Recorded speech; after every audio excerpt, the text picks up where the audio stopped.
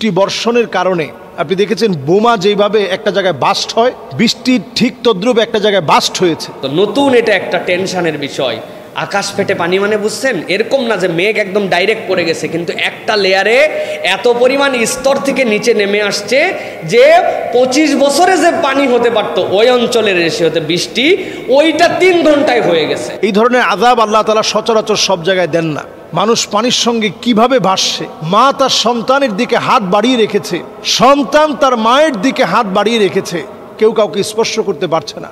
আমরা ইদানিং দেখেছি যে পাকিস্তানে ভয়াবহ বন্যা, খায়বার পাখতুনখোয়া সহ অনেক প্রদেশগুলো ডুবে গিয়েছে, অসংখ্য মানুষের প্রাণহানি হয়েছে। ভয়াবহ এই দুর্ঘটনা, আল্লাহর পক্ষ থেকে ভয়াবহ এই আযাব, এটা আমাদের জন্য একটা সতর্কীকরণ।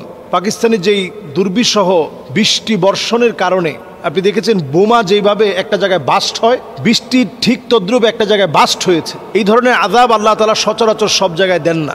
আল্লাহ রাব্বুল আলামিন একটা পরীক্ষা নিয়েছেন পাকিস্তানের পাখতুন সহ এই খায়বার প্রদেশ সহ বিভিন্ন প্রদেশের লোকদের উপরে। আল্লাহ তাআলা বড় ধরনের একটা পরীক্ষা নিয়েছেন। মানুষ পানির সঙ্গে কিভাবে ভাসছে, মা তার সন্তানের দিকে হাত বাড়িয়ে রেখেছে, সন্তান তার মায়ের দিকে হাত বাড়িয়ে রেখেছে, কেউ কাউকে স্পর্শ করতে পারছে না। এবং দেখা যাচ্ছে কেউ কারো সহযোগিতার জন্য এগিয়ে আসতে পারছে না। আমি একটা ভিডিওতে দেখলাম যে লোকটা রশি তাকে দেওয়া হয়েছে, ছুঁড়ে মারা হয়েছে রশিটা ধরার জন্য, তিনি ধরে পার হতে নিয়েছে, অনেক জন মিলে টানছে, কিন্তু পানির শক্তির সাথে কুলাতে পারছে না। আপনি চিন্তা করেন এই বৃষ্টি বাস্ট হওয়ার মধ্য দিয়ে একটা জায়গায় হঠাৎ করে পতিত হওয়ার কারণে এমন একটা দুর্বিষহ পরিস্থিতির সৃষ্টি হয়েছে যেটা পাকিস্তানকে এতটা কাঁদিয়েছে। রাস্তাঘাট ভেঙে চুরমার হয়ে গেছে, কারেন্ট থেকে মানুষ বিচ্ছিন্ন হয়ে পড়েছে, সমস্ত সেবাগুলো বন্ধ হয়ে পড়েছে, ক্ষুধার যন্ত্রণায় মানুষের তীব্রতা বেড়েই চলছে, লাশ পর্যন্ত মানুষ খুঁজে পাচ্ছে না, এমন একটা অবস্থা চলছে।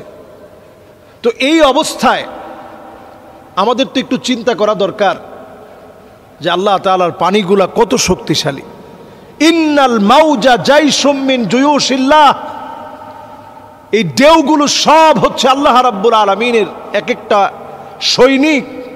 আল্লাহ তাআলা যখন বলবে সৈনিক ধর, পাকড়াও কর, সাথে সাথে পাকড়াও করে ফেলবে। 2025-এর এই সময়টা আমি আগেও বলেছি, এখনো বলি, অনেকগুলো প্রাকৃতিক দুর্যোগ বিভিন্ন দেশে আসবে। প্রাকৃতিক দুর্যোগগুলো এজন্য আসবে কারণ অলরেডি ইহুদিরা লাল গরুগুলো কিনে প্রস্তুত রেখেছে, এগুলো জবাই করে এগুলোকে পুড়িয়ে সে ছাইগুলো ইহুদিদের ঘরে ঘরে ঘরে ঘরে ঘরে ঘরে সব বিতরণ করা হবে।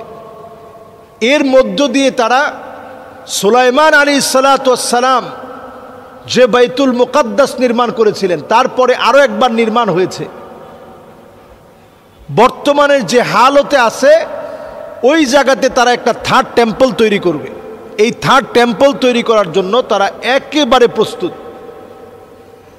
তো যখন তারা এইভাবে প্রস্তুতি নিচ্ছে, আমরা মুসলমানেরা যদি তাদের পক্ষে না বলি, একটা একটা মুসলিম দেশে আল্লাহ তাআলা আযাব দিয়ে পাকড়াও করবেন, একটা একটা মুসলিম দেশকে আল্লাহ তাআলা ধরবেন, বাংলাদেশকে আল্লাহ তাআলা ছেড়ে দিবেন না।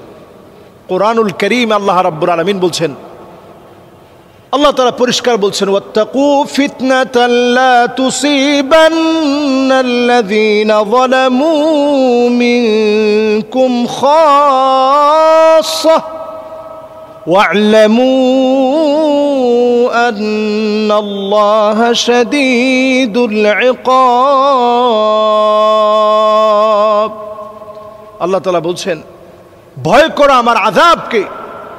এই আযাব যখন আসবে একটা একটা করে আমি সবাইরে পাকড়াও করব। আমি তো স্বচক্ষে দেখতেছি মুসলিম বিশ্বে আযাব আসার সময়টা চলে আসছে। দুবাই অনেক বড় আযাবের সম্মুখীন হবে, সৌদি আরব অনেক বড় আযাবের সম্মুখীন হবে, কাতার, কুয়েত, বাহরাইন প্রত্যেকটা অনেক বড় বড় আযাবের সম্মুখীন হবে অচিরেই। বাংলাদেশের ভয়াবহতা কেমন হবে এটা আমরা চিন্তা করতে পারি না। আল্লাহর কাছে আমি পানাহ চাই এই দেশটার প্রতি আল্লাহ যদি মায়া করে যদি না ছাড়ে, কত বড় আযাব আসবে এটা আমরা চিন্তা করতে পারি না। বাংলাদেশের জন্য অপেক্ষা করতেছে যেটা পৃথিবীর সবচেয়ে ভয়াবহ ভূমিকম্প এই দেশটার মধ্যে হতে পারে।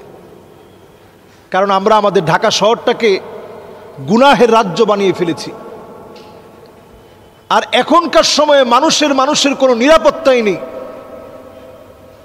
রক্তপাত, লুটতরাজ, হত্যা, অন্যায়, রাহাজানি, ছিনতাই, চাঁদাবাজি, এগুলো যদি আপনারা বন্ধ না করেন, আল্লাহ পাকের পক্ষ থেকে গজব আসবে। গজব আল্লাহর পক্ষ থেকে আসবে। এমন গজব আসবে যেই গজবকে আটকানোর মতো ক্ষমতা কারণে আল্লাহর কোনো আযাবকে আপনি আটকাতে পারবেন না। সেটা হতে পারে এই যে বৃষ্টি আসা, এই যে বৃষ্টি হঠাৎ করে পাকিস্তানে আজকে এই ভয়াবহ অবস্থা, এই বৃষ্টি বাংলাদেশে আসবে না এমনটা বলার তো কোনো সুযোগ নেই। বাংলাদেশের টেকটনিক প্লেটটা নড়বড়ে হয়ে গেছে এবং এটা যে কোনো মুহূর্তে ভয়ঙ্কর অবস্থায় যাবে এবং 9.5 মাত্রার একটা ভূমিকম্প মাআযাল্লাহ বাংলাদেশের দিকে হবে। যদি হয়, বাংলাদেশে কয়েক কোটি মানুষ মারা যাবে, কয়েক কোটি, এবং এই দেশটা 100 বছরের জন্য পৃথিবীর বিভিন্ন দেশ থেকে বিচ্ছিন্ন হয়ে যাবে। আল্লাহর কাছে পানাহ চাই। এদেশের অনেক মানুষ প্রবাসে আছে এবং আল্লাহর অত্যন্ত ভালোবাসার প্রিয় মানুষ এদেশের মানুষ। আমি কোরআনুল কারীম থেকে একটা আয়াত থেকে সবসময় বাংলাদেশের মানুষের জন্য জবাব পাই। আল্লাহ রাব্বুল আলামিন বলছেন, আওয়ালা ইয়ারাউনা আন্নাহুম ইফতানুনা ফি কুল্লি আমিন মাররাতান আও মাররাতাইন সুম্মা লা ইয়াতুবুনা ওয়ালা হুম ইয়াযাক্কারুন। প্রত্যেকটা বছর আল্লাহ রাব্বুল আলামিন একবার অথবা 2 বার আল্লাহ তাআলা শাস্তি দেন। আল্লাহ তাআলা এরপরে দেখতে চান কারা আল্লাহর দিকে ফিরে আসে, কারা আল্লাহর কাছে তাওবা করে। বাংলাদেশের অসংখ্য মানুষ আযাব আসার আগেই আল্লাহর কাছে ধর্ণা দেয়, আল্লাহ আপনি মাফ করে দেন, আল্লাহ আপনি ক্ষমা করে দেন। এজন্য দেশের মানুষকে আল্লাহ তাআলা হেফাজত করে। করোনাকালীন সময় থেকে নিয়ে প্রত্যেকটা বিপদ আপদে আপনি তাকায় দেখবেন অসংখ্য আল্লাহর গোলাম তাহাজ্জুদে চোখের পানি ছেড়ে আল্লাহর কাছে কাঁদে। মাজলুমদের পাশে সরাসরি গিয়ে দাঁড়াতে না পারলেও ফিলিস্তিনের পক্ষে জোরালোভাবে বাংলাদেশের মানুষ প্রতিবাদ করে। ইমানি হিম্মত থেকে যতটুকুন থাকা দরকার ছিল তা না থাকলেও অন্তত চেষ্টাটুকুন করে। এজন্য আল্লাহর একটু মায়া লেগে যায়। কোরআনুল কারীম আল্লাহ তাআলা স্মরণ করিয়ে দিয়েছেন, ওয়াত্তাকু ফিতনাতাল লা তুসিবান্নাল্লাযীনা যালামু মিনকুম খাসসাহ। আল্লাহ কাউরে ছাড় দিবেন না আযাব আসলে, কিন্তু তারপরেও বাংলাদেশকে বারবার ছাড় দেন। আল্লাহ তাআলা বুঝায় দেন, গোলাম আমার দিকে ফিরে আয়। আল্লাহর কাছে পানাহ চাওয়া শুরু করি, প্রতিনিয়ত আল্লাহর কাছে মাফ চাই। আল্লাহ তাআলা আমাদের গুনাহ খাতা মাফ করুক, আমাদেরকে আল্লাহ তাআলা কবুল করুক। ওয়া সাল্লাল্লাহু আলা সাইয়্যিদিনা মুহাম্মদ ওয়া আলা আলিহি ওয়া সাহবিহি আজমাইন। আসসালামু আলাইকুম ওয়া রাহমাতুল্লাহি ওয়া বারাকাতুহু। পাকিস্তানের আকাশ ফেটে ভয়াবহ পানির প্লাবন, এটা কি কোনো গজব? প্রিয় ভাইয়েরা, ক্লাইমেটের যে পরিবর্তন, আবহাওয়ার যে পরিবর্তন, নতুন এটা একটা টেনশনের বিষয়। আকাশ ফেটে পানি মানে বুঝছেন, এরকম না যে মেঘ একদম ডাইরেক্ট পড়ে গেছে, কিন্তু একটা লেয়ারে এত পরিমাণ স্তর থেকে নিচে নেমে আসছে যে 25 বছরে যে পানি হতে পারত ওই অঞ্চলের এসে হতে বৃষ্টি, ওইটা 3 ঘন্টায় হয়ে গেছে। মানুষের বিপর্যয়, মানুষের বিপদ। আল্লাহ রাব্বুল আলামিন বলেছেন, দুনিয়াতে যে জহরাল ফাসাদু ফিল বাররি ওয়াল বাহর বিমা কাসাবাত আইদিন নাস, এটা মানুষ তার নিজের হাতের কামাই করছে। এটার অনেক ধরন আছে।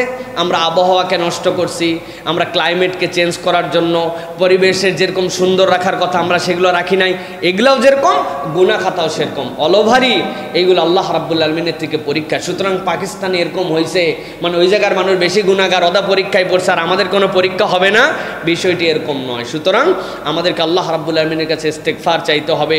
কেউ বিপদে পড়লে তাদেরকে সহযোগিতা, তাদের জন্য দোয়া, সহানুভূতি আপনাকে জানাতে হবে। নিজেদেরকে এটার জন্য প্রস্তুত রাখতে হবে যে আল্লাহ রাব্বুল আলামিন গুনাহ খাতা আমাদের দ্বারা তৈরি সৃষ্ট এই সকল কারণে যেন আল্লাহ আমাদেরকে ধ্বংস করে না দেন। সুতরাং তাদেরটাই কেবল গজব, তাদের অপরাধের জন্য গজব চলে আসছে, বিষয়টা এরকম নয়, বরং এটা একটা আমাদের জন্য বাস্তবতা, এটা তাদের জন্য পরীক্ষাও হতে পারে। আল্লাহ রাব্বুল আলামিন তাদেরকে হেফাজত করেন, আমাদেরকে হেফাজত করেন।